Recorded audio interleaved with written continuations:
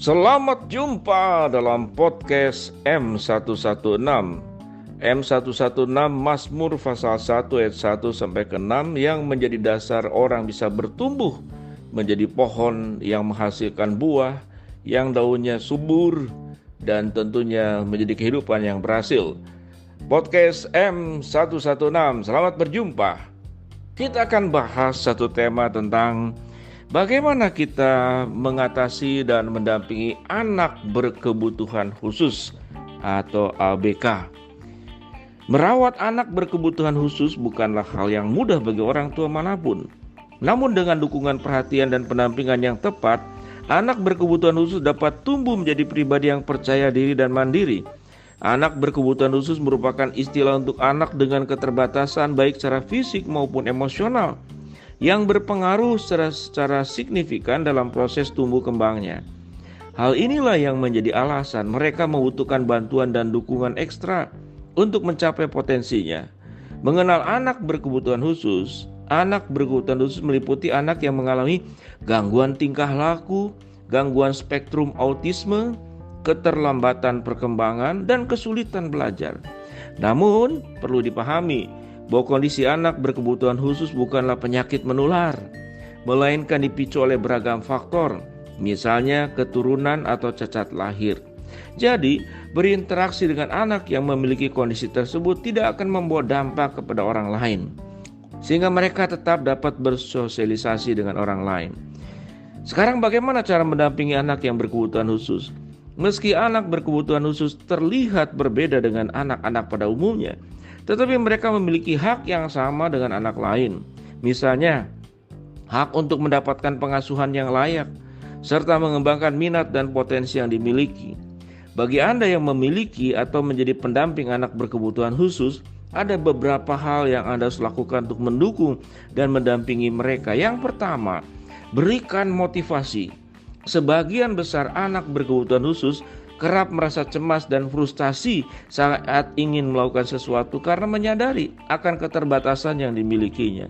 Oleh karena itu, orang tua dan pendamping perlu selalu memotivasi dan membantu mereka untuk mengatasi kekurangan dan mencapai potensinya. Yang kedua, masukkan anak ke sekolah yang tepat.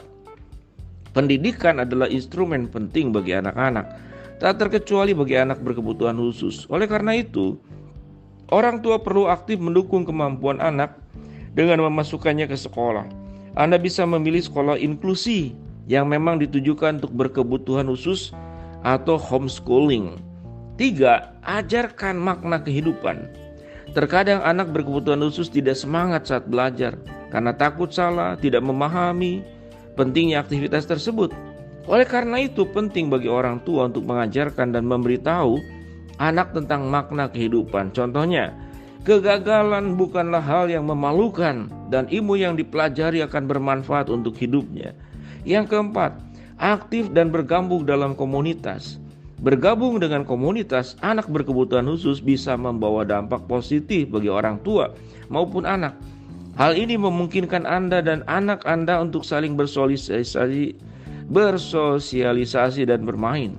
Dampak positif ini juga bisa dirasakan pula oleh keluarga atau pendamping dengan saling berbagi cerita ke keluarga lainnya.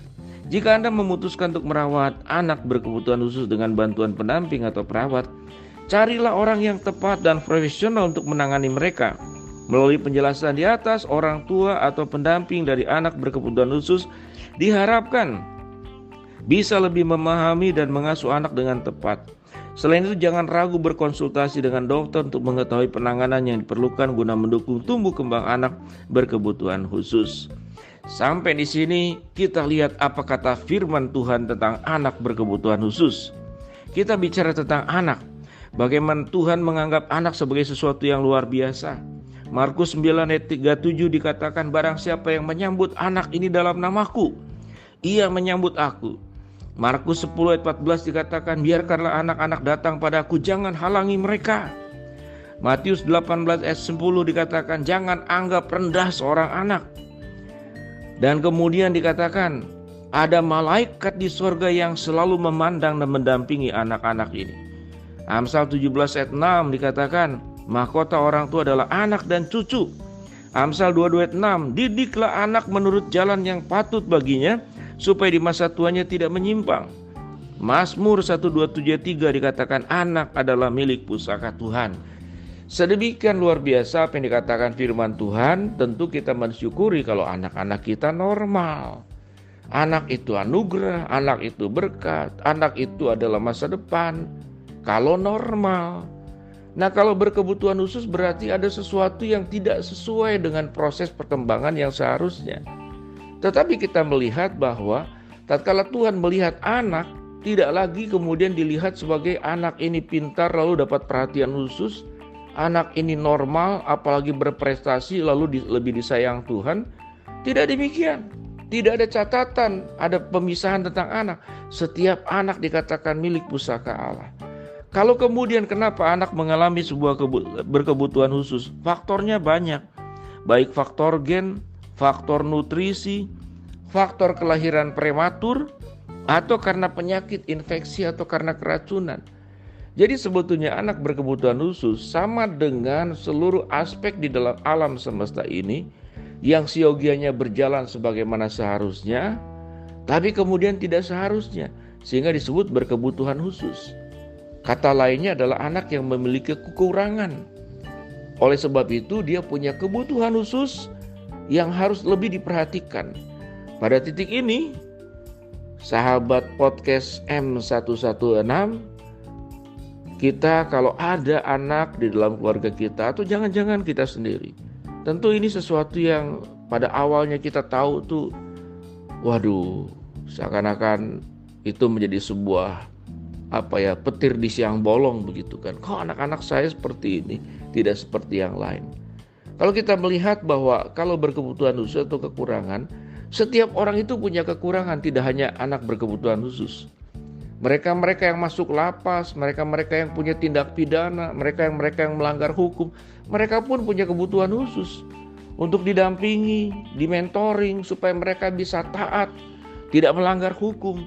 Jadi setiap kekurangan kita itu orang yang punya kebutuhan khusus. Bagaimana menjadi lebih baik. Jadi jangan-jangan tidak hanya anak berkebutuhan khusus, kita pun jangan-jangan adalah orang-orang yang berkebutuhan khusus. Butuh dibimbing, butuh ditegur, butuh didampingi, butuh diperbaiki. Nah, yang repot adalah kalau ternyata kita ada kekurangan, kita tidak mau dibimbing. Kalau dibimbing, kalau ditegur, yang ada balik menegur, yang ada balik marah, yang ada balik dia menyalahkan kita. Jadi kalau secara umum yang namanya berkebutuhan khusus itu tidak hanya anak. Ya kita semua juga berkebutuhan khusus. Setiap kekurangan yang ada pada diri kita termasuk orang yang berkebutuhan khusus. Kita perlu dibimbing, kita perlu ditolong. Dan kita ingat ya, setiap orang itu disebut milik pusaka Tuhan. Kita dalam milik pusaka Tuhan. Kalau milik pusaka Tuhan berarti kita harus baik-baik bagaimana menjaganya. Khususnya buat seluruh anggota keluarga sahabat podcast M116, saya doakan tatkala ada anggota keluarga yang berkebutuhan khusus dengan tadi tips-tips yang pendampingannya itu silakan dilakukan. Semoga terus akan menjadi pribadi yang lebih baik. Shalom, Tuhan berkati kita semua. Salam podcast M116.